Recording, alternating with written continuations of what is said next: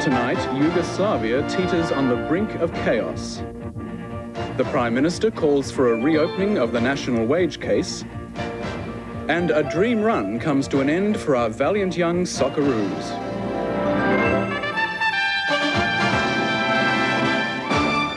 Good evening, Edward Grieve with a special edition of ABC News brought to you as a result of industrial action by the Public Sector Union. Yugoslavia edges closer to chaos tonight after declarations from its two northernmost republics. In Croatia, potentially the worst trouble spot, at least 4 people have been shot dead, and in Slovenia, local soldiers are now in a standoff with troops of the Serbian-dominated Federal Army. The United States has warned that the disintegration of Yugoslavia threatens peace in Europe. The ABC's Rick Jay reports. The changing of the guard in the Croatian capital Zagreb is an almost comically colourful tradition. Today, it represented their deadly serious resolve to break away from the Yugoslav Federation. Odstup dnevne straže! Some Croatians couldn't restrain their elation, but there was no party, just pride mixed with fear for the consequences. Croatia seemed closest to chaos. In Zagreb, the Communist Party headquarters was bombed. In rural areas, Croats clashed with some of the 600,000 Serbs who live amongst them but don't want independence. One gun battle lasted 40 minutes. 4 people have died so far.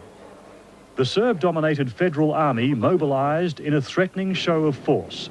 Scores of tanks and thousands of troops rushing to the trouble spots.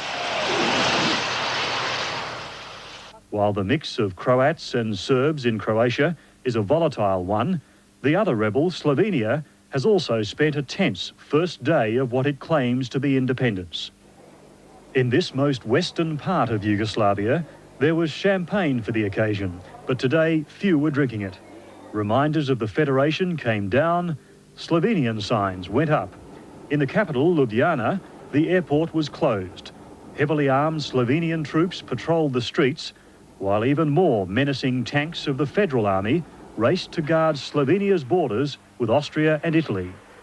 While the Serbs used their numbers in the fractured federal government to call the breakaway movement illegal and to urge army intervention, Europe and America also continued their refusal to recognise the rebels' independence.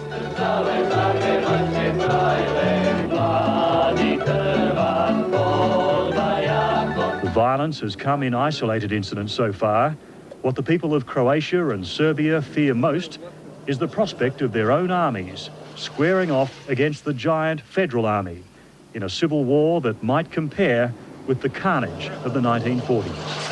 And ethnic unrest continues in the Soviet Union with another show of force by troops in the Republic of Lithuania. The raid on a building is the latest violence since Lithuania made its declaration of independence and is seen as another warning to the rebel republic. It could also be a warning to Soviet leader Mikhail Gorbachev, as David Enser from the American Broadcasting Corporation explains. About 45 Soviet paramilitary troops, the Black Berets, seized Lithuania's telephone and telegraph exchange. Once inside, they cut off all communications in or out of the republic for several hours. Outside, Lithuanians chanted, "Get out." A Soviet Interior Ministry spokesman said the troops went in because it was suspected weapons were being stored in the building. The soldiers said they found some ammunition and a homemade gun. Lithuanians say the weapons were planted. An aide to President Gorbachev said today's action was designed by powerful opponents of reform to discredit Gorbachev prior to his meeting with Western leaders next month. This is another provocation against Gorbachev. This is another attempt to complicate or to disorganize the relationship between the leadership of the Soviet Union and the leadership of the Western nations. Soviet President Gorbachev spent the day congratulating graduates of a military academy and planning for his trip to London, where he will outline his economic reform plans and ask for aid and investment in the Soviet Union. Gorbachev himself had no comment on the Lithuanian incident, but his supporters are worried. They expect more attempts to embarrass Gorbachev in the Baltics before the London summit. The summit, to be attended by the leaders of the 7 most industrialised nations in the world, is a crucial opportunity for Mikhail Gorbachev. He must present a plan for economic reform that will win Western acceptance. Without it, the Kremlin acknowledges, the crumbling Soviet economy will simply collapse. John Lombard reports from Moscow. On the question of what's best for Soviet consumers, President Mikhail Gorbachev is not short of advice. Over the past 12 months, there have been plans aplenty. First, the fast lane 500-day plan, abandoned. Then the Rushkov plan, like its author, the then Prime Minister, steady but slow, abandoned too. Now there's an ambitious attempt to harness the capitalism of the West to kickstart the stagnant Soviet economy. But conservatives like current Prime Minister Valentin Pavlov are hostile to Western involvement and are pushing an anti-crisis program. Gorbachev says he'll merge the two plans. This is a shock to the author of the radical program, Grigory Yavlinsky. Frankly speaking, it's surprising for me.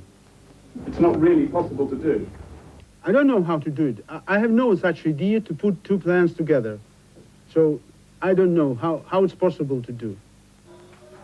However, small shops like this may be a step in the right direction.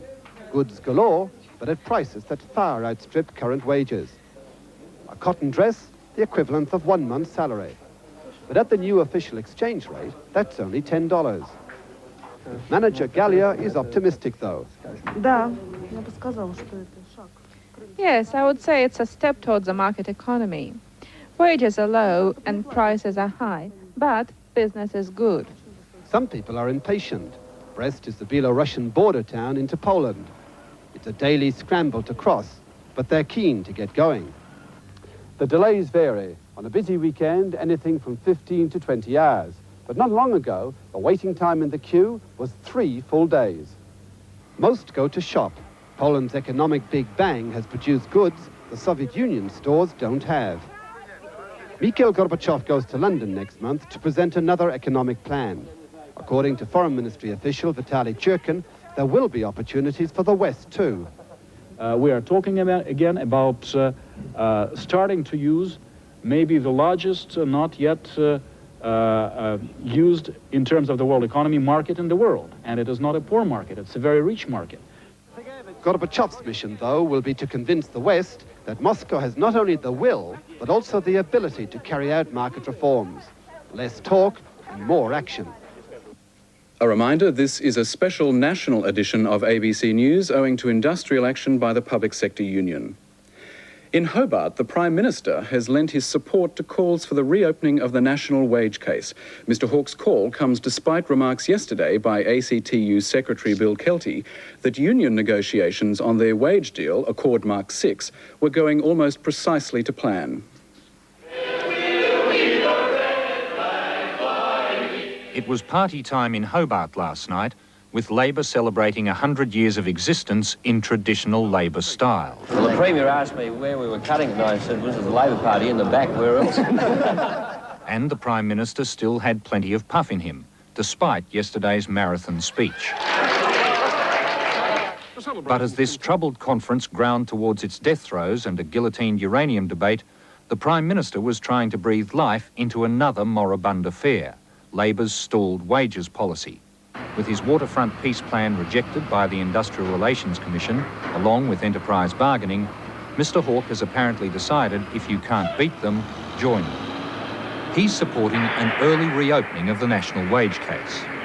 I think it looks as though most of the parties, and perhaps including the Commission itself, are thinking about an earlier, somewhat earlier reopening of that than that's been anticipated before. I tend to think that would be a good idea.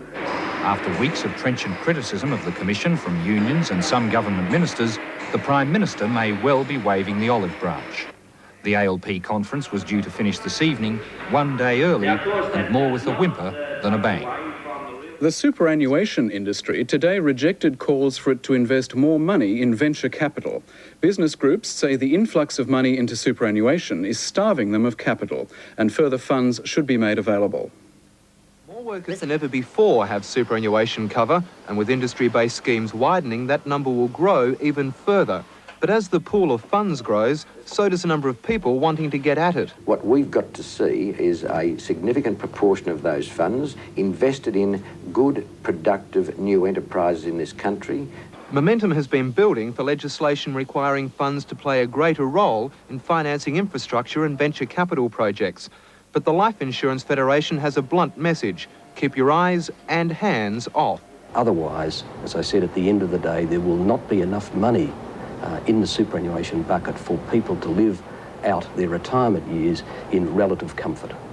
Just how big those funds will become is uncertain. Treasury predicts $600 billion in super funds by the end of the decade. The Federation's surveys show $350 to $400 billion is more likely. And it dismisses allegations that those funds are being denied to the small business and venture capital sectors. Around 6% of existing funds are invested in those areas, compared with only 0.3% by retirement funds in America. But the Federation says the investments were, and must continue to be, judged on commercial rather than social criteria. Trustees have a legal obligation to earn the maximum they possibly can for their members, commensurate with the risk. In other words, they've got to try and earn as much as they can, but at the same time make sure that their money is safe. But business groups say legislation should be enacted to force trustees to widen their investments, a move the industry says it will actively oppose.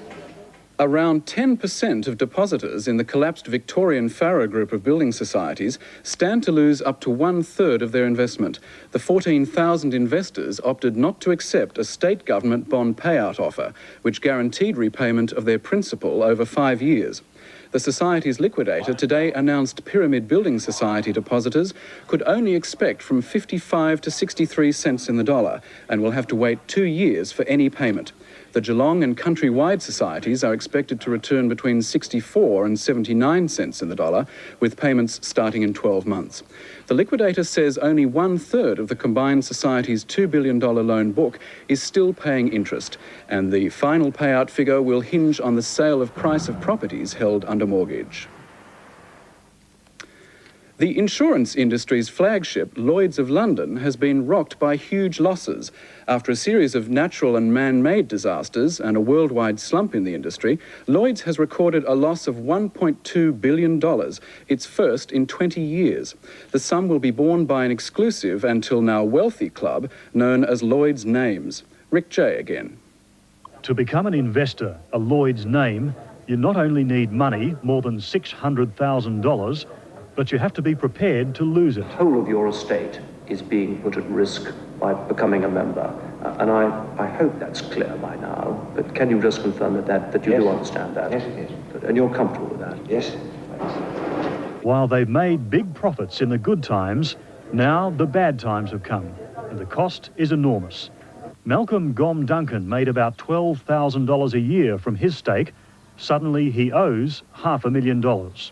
He's been forced to sell his Scottish estate and move to a cottage nearby. I'm not complaining or looking for sympathy at all. It is just the way it's set up, and things can go very wrong. Massive oil pollution after the tanker Exxon Valdez hits an Alaskan iceberg. Hurricane Hugo, with winds of 130 miles an hour, devastates the Caribbean. Explosions and fire destroy the Piper Alpha oil platform in the North Sea. After unprecedented payouts on recent disasters, Lloyd's has had to go to its 25,000 backers and remind them of their truly unlimited liability. Every member knew that they were in the insurance business, which is a risk business. Most of those members have shared in the profits that we've made over the last 8 or 9 years. As thousands of Lloyd's backers now rush to leave the market, the company is looking at limiting the liability of its names and perhaps asking for even wealthier backers, people with assets of $2 million or more. But regardless of how Lloyd's adapts, from now on, the books in the company's headquarters that so clinically record the loss of ships will serve as a constant reminder that this is a high-risk business. In the Philippines, a new alert has gone out tonight for residents near Mount Pinatubo volcano. Scientists warned that an approaching thunderstorm could trigger mud flows down the slopes of the volcano, causing them to overflow into low-lying areas. The death toll from the eruption 2 weeks ago is 277, and the long-term effects are grim, as the ABC's Philip Williams reports from near the volcano's slopes. Once again today, a huge pall of ash rose from Mount Pinatubo, spreading more debris over the stricken areas. Experts say a new dome of lava is building on the mountain, and they fear its effect. While minor eruptions like the one behind me have been continuing on a daily basis, volcanologists are now concerned bigger explosions are likely in the future. The problem is nobody can predict accurately exactly when that might happen. Despite the efforts of US servicemen still left at Clark Air Base, recovery here appears almost impossible. Of those buildings not crushed by the weight of ash, some are partially buried by mudslides, others simply choked by the fine sand. With every square centimetre of the base buried, questions remain as to whether the Americans will bother rebuilding at all. The United States remains committed to using the Philippine bases. It will take us a while to get this base back to where we can do some routine flying operations.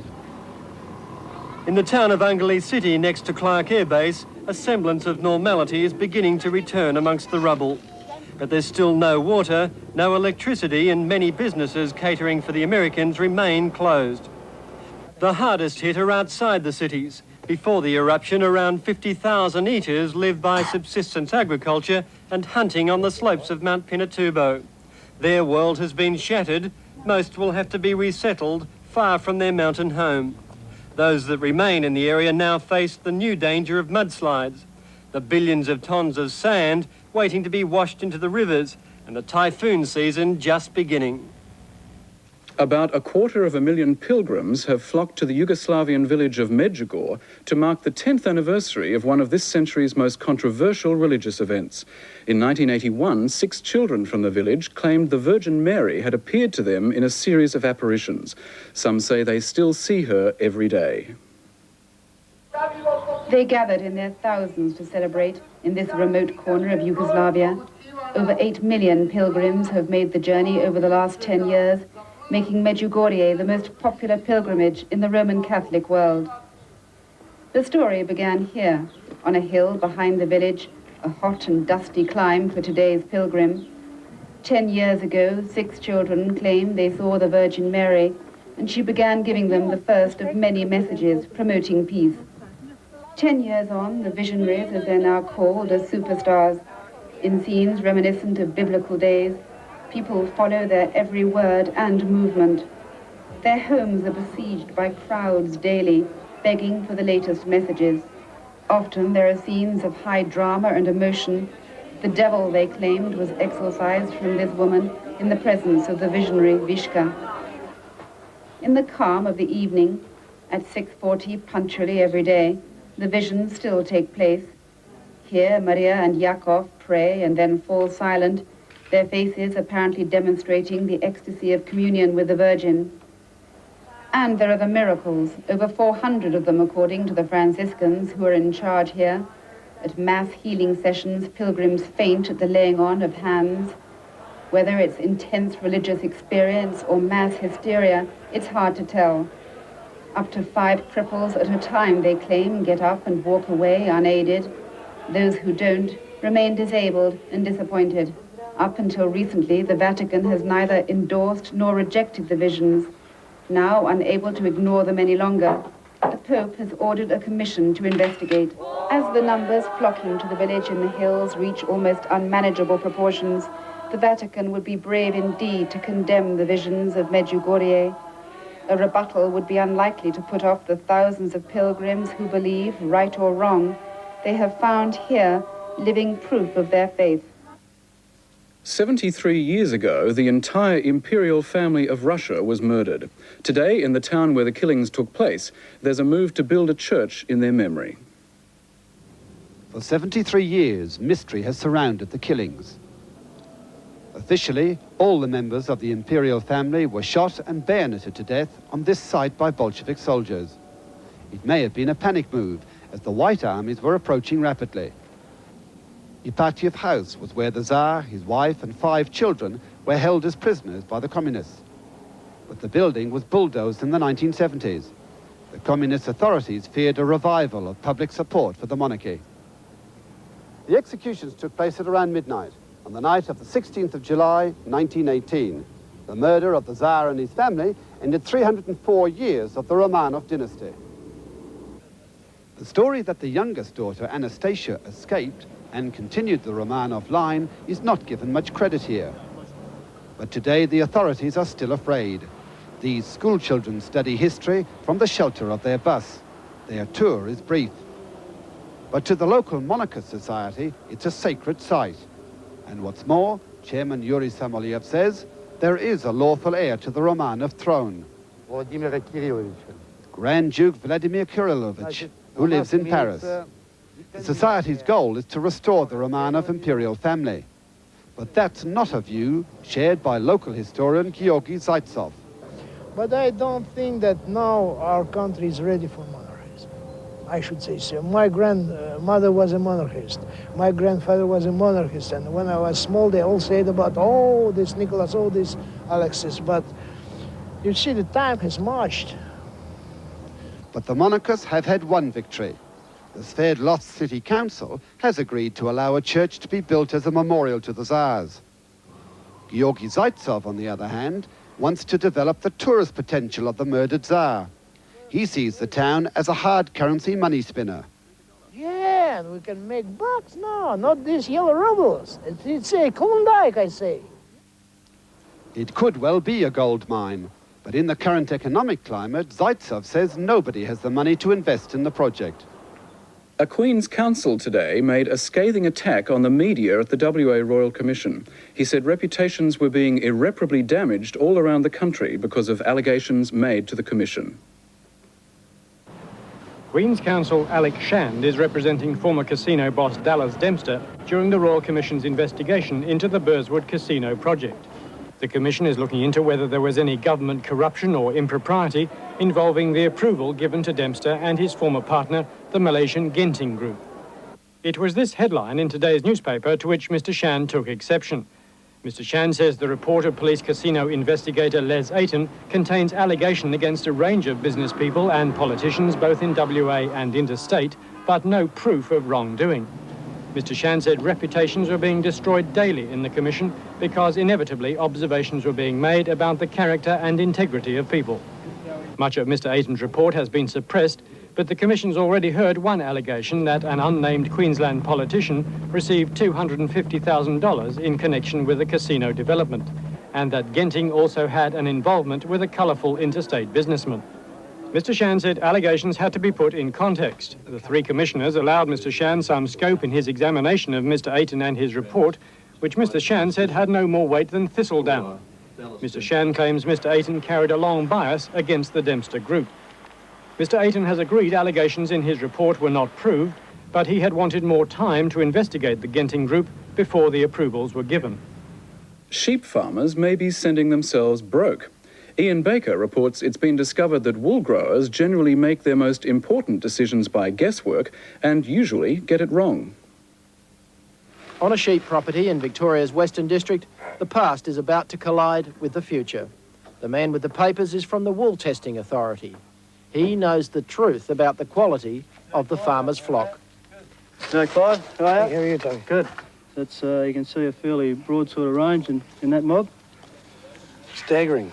Is this what you expected? No, I expected 2 micron difference over the whole flock, but now it's 7.5, which shocks me. For many farmers, the hard truth is that the rams are not as good as expected. The wrong sheep are being culled and the wool is not earning as much as it might. The paperwork reveals that if a farmer sorts his wool before sale, he will receive thousands of dollars more. Experience has been the traditional way of farming sheep in Australia, but now some very experienced people are convinced the wool industry can no longer rely on, well, guesswork.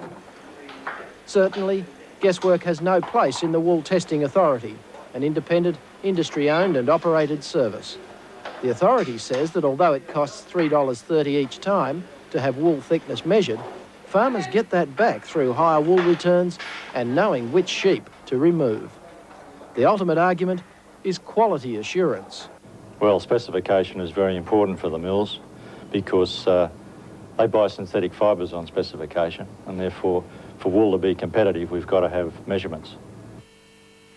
This animal looked coarse and was about to be culled, but the tests revealed her fleece was 17 microns, in fact, the finest in the flock. Wool like that sells for twice as much, provided the farmer and the buyer can recognise it. Food for thought for Australia's Olympic athletes. Experts at the Australian Institute of Sport say athletes should be eating more quick carbohydrates and less protein. Michelle Tuahini reports. There's no such thing as bad food, just bad diets, according to the Australian Olympic Committee. The latest Morgan Gallup statistics on the diet of Olympic athletes shows there's much confusion about what they think they should and shouldn't be eating. 1 in 3 athletes is not aware that a healthy diet should contain around 55% of carbohydrates, found in rice, pasta and bread, and far less proteins, just 15% from foods like meat, fish and eggs. And only 21% agreed that chocolate is an acceptable part of a high carbohydrate diet. Latest scientific research explodes the myth that foods high in simple sugars, such as chocolate, is bad for athletes. They're now being recommended to maintain their carbo loading during sporting competitions. There are some foods which aren't meant to be good for you, but in fact they're all good for you so long as you take the right proportion of fats and carbohydrates. And we're talking about all forms of athletics, not just runners or swimmers. We're talking about people who go skiing or people who go walking or people just in everyday life where they're very active. Sports nutritionists agree it won't take much convincing before athletes alter their dietary intake to accommodate their sweet needs.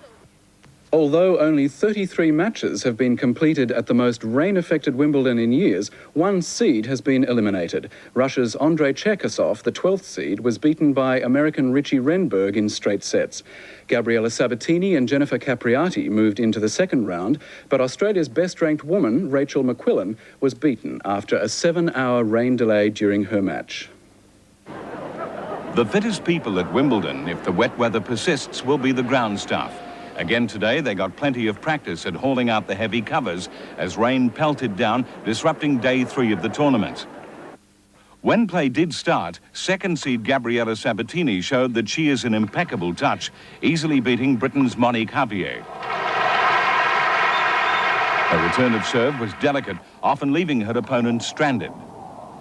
Sabatini wrapped up the match in straight sets. Game set match for Sabatini by 2 sets to love, 6-4, 6-love. Rachel McQuillan is our highest-ranked player at number 28 in the world, and she took Czechoslovakia's Natalia Zrubakova to a tiebreak in the first set. That's where she should be, at the net. But after the rain caused a 6-hour delay, Zrubakova came back better prepared mentally. The Czech easily took the second set 6-2. Play on day 4 of Wimbledon is to start 2 hours early to make up time. And if the rain continues, matches could even be held on the traditional rest day, the first Sunday of the tournament. Australia's young Socceroos were beaten but not disgraced by defending World Youth Cup champions Portugal in this morning's semi-finals in Lisbon. Portugal won 1-0 and now meet Brazil in the final after the South American champions thrashed the USSR 3-0. In front of 112,000 fans in Lisbon, Portugal scored the winning goal just before half-time. Australia couldn't equalise, and the Portuguese go into Sunday's final. Australia face a playoff with Russia for 3rd place in the Cup. And now a look at the weather around the country tomorrow. In Queensland, dry and clear throughout most of the state, except for isolated showers in the far north. There'll be frosts tonight in the south. Brisbane can expect a warm day tomorrow with a temperature range from 9 to 25 degrees. In New South Wales, a cold night, mainly cool to mild tomorrow. Patchy rain in the southwest, extending east. Sydney can expect sunny periods and 10 to 21 degrees. In the ACT, a cold night with frost and fog. A mild and mostly sunny day tomorrow. Canberra should be dry, a cold 1 to 15 degrees. degrees. In Victoria, rain developing in the west overnight, contracting to the east tomorrow. Showers in the southern and mountain areas. Melbourne can expect showers tomorrow, 11 to 14 degrees. In Tasmania, a gale warning is current for coastal waters. Showers in the east, drizzle in the north overnight, developing to showers tomorrow. Showers for Hobart, 7 to 14 degrees. A gale warning is also current for most waters in South Australia. It should become cooler tomorrow with showers. Adelaide will be cool with some rain, 13 to 16 degrees. In Perth, showers easing tomorrow, a temperature range of 7 to 17. And in the Northern Territory, isolated showers in the north, but fine elsewhere. Darwin, 20 to 31 degrees. And that ends tonight's special edition of ABC News, brought to you as a result of industrial action by members of the Public Sector Union. I'm Edward Grieve. Good night.